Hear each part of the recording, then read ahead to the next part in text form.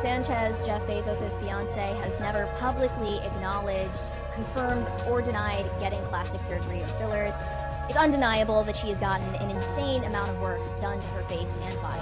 And it's getting to the point where people are spreading doctored photos of Lauren Sanchez, and we're not able to tell which ones are real or fake. So what happens when extreme personal transformation collides with unimaginable wealth and this incredibly intense public scrutiny? Today, we're doing a deep dive into the alleged dramatic plastic surgery transformation of Lauren Sanchez, Jeff Bezos' fiance, and the explosive fallout. In their relationship, in the public eye, it's a lot. Our mission here really is to try and unearth the hidden insights from all these different sources. We've looked at a recent YouTube analysis, tons of social media commentary, news reports from places like the New York Post, Page 6, basically trying to understand all the layers of this high-stakes story. Yeah, and it's more than just celebrity gossip, right? What's really compelling, I think, is how this whole situation becomes a window into these bigger cultural conversations we're having about beauty standards, about power dynamic, especially in these high-profile relationships, and just the sheer relentless pressure of living life under that public gaze. So yeah, it's fascinating to look at the why behind all the headlines, pulling insights from, all angles. Okay, so let's unpack this a bit. Before all the recent stuff, Lauren Sanchez actually had this incredibly impressive background. I mean, we're talking an Emmy-winning journalist. She co-hosted Good Day LA for, 7 years? Got her helicopter pilot's license. Right. And then in 2016 founded Black Ops Aviation. It's a female-led aerial film company. The sources really paint her as a powerhouse, an ambitious trailblazer. She's worn a lot of hats. Definitely. So what did that ambition look like when she entered Jeff Bezos' world? Well, that's a great question, because the sources suggest her ambition didn't just disappear, it pivoted. After Bezos' huge divorce from Mackenzie Scott in 2019, the $39 billion one, she didn't just, date him. Instead, the narrative we're seeing from various reports that she actively, transformed him. From tech mogul to red carpet icon, basically securing her place as his partner in power. Partner in power. Yeah, some commentators have even called her a social chess player, someone always kind of chasing bigger stages. It paints this picture of a very deliberate, strategic approach to her position. Okay, and this brings us to the really, for many people, the quite shocking part, the alleged transformation. Lauren Sanchez herself, she's never publicly acknowledged it, right? Never confirmed or denied plastic surgery. Nope, never. But the sources we've looked at, they call the amount of work supposedly done to her face and body, undeniable. Some even say insane. And it's really striking how the comparisons pop up in these sources. It reflects not just a physical change, but this public grappling with what we think is natural versus artificial. Reports describe her, back then looking like Catherine Zeta-Jones, a natural beauty. Right, I remember seeing those comparisons. But then the after photos, she's likened to an AI-generated fembot, a Kim Kardashian disciple, even a plastic Barbie. Some go really far, saying she resembles a human cat or the guy from Saw. Wow, that's harsh. It is. And this whole conversation gets even more complicated because people are apparently spreading doctored photos, too. So it's really hard to tell sometimes what's real and what's fake. It just blurs the public narrative even more. So, okay, let's look at the alleged specifics reported.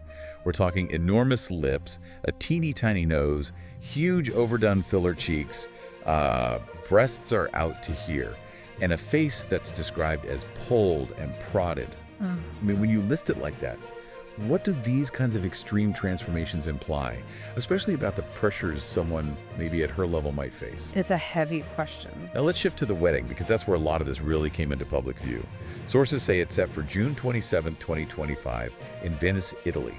And just picture this, a reported $50 million wedding, a 3-day spectacle. They're talking 100 water taxis ferrying A-listers, Oprah, Kim K, Leah DiCaprio, Rosie O'Donnell. The guest list is incredible. Right. And Jeff's huge yacht, the Kourou, $500 million, apparently anchoring the whole scene, plus a private Beyoncé performance. Wow. Vogue even called it the century's most lavish union. But it's not just the price tag, is it? It's how this extreme, almost unbelievable opulence immediately kicked off this wave of public scrutiny. Yeah, exactly. Despite just how, incredibly lavish it was planned to be, the immediate public reaction, it was less celebration, more Yeah. Critical, way more critical. Sources talk about whispers of tension right away, and then this massive social media eruption.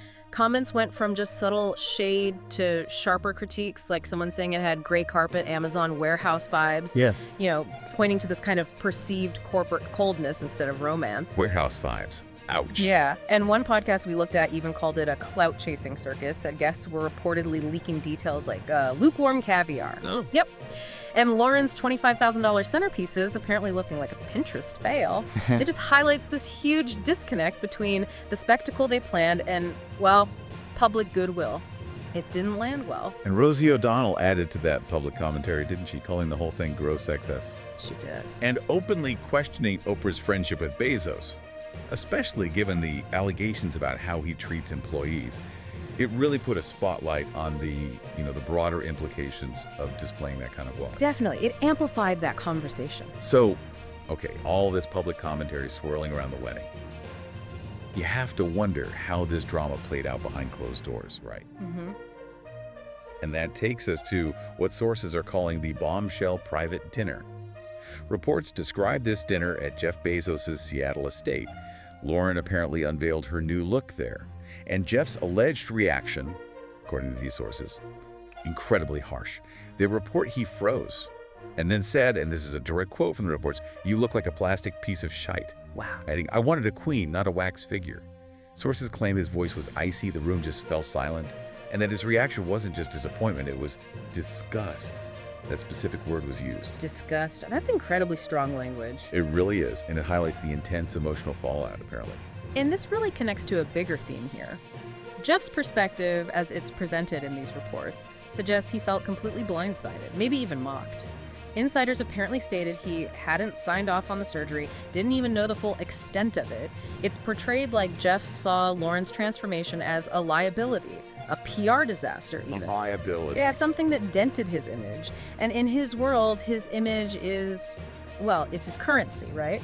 So this idea that he felt he lost control over his public narrative seems to be a recurring thread in these analyses. And then apparently it escalated from private tension to very public humiliation. Sources describe a dinner in Malibu with Hollywood elites present. Jeff allegedly made these backhanded jabs, things like, "I married a partner, not a mannequin," apparently smirking while Lauren sat there frozen, tears welling. Oh man, in front of people. Yeah, and a guest reportedly leaked that exact moment to Page 6, which then just exploded into headlines, memes on X. Yeah. There was one post calling Lauren Jeff's failed prototype. It got something like 4 million likes. 4 million. That's viral humiliation. Exactly.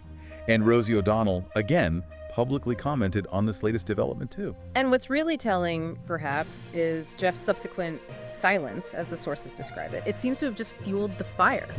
Instead of, addressing the controversy, he reportedly just retreated, left Lauren to navigate this intense public backlash completely alone. This perceived disengagement. It's amplified by these rumors that he's consulting lawyers, not for divorce apparently, but for asset shielding. It really suggests a calculated move, maybe, to protect his image, his assets, rather than the relationship itself. It makes you question the true nature of their partnership. Okay, so let's try to dig deeper into the why. Lauren's motivations for such a radical change. Friends, or sources claiming to be friends, reportedly revealed she'd been spiraling for months, just under the immense pressure of being Bezos' fiancée, constantly facing comparisons to younger stars like Sydney Sweeney or Zendaya. That's tough. And there was even that cool meme you mentioned with 2 million views stating Lauren's aging, Jeff's upgrading. I mean, what does that tell us about the pressures on women, especially women in the public eye, tied to these incredibly powerful figures? It raises such an important question, doesn't it? How much of this was maybe connected to Jeff's alleged offhand comments? Things about trading up that Lauren perhaps internalized? Sources indicate her surgery wasn't impulsive at all. It was apparently planned in secret for 6 months. With top Beverly Hills surgeons, her reported goal was to be undeniable, younger, bolder, untouchable. Wow, untouchable. Yeah, but the profound irony, of course, is how this elaborate plan seems to have completely backfired. It made her a target for even more criticism instead of silencing it. It reinforces this idea that sometimes, the fight against perceived flaws can just create entirely new ones in the public eye. And shifting focus back to Jeff's actions for a moment, sources describe his empire of control.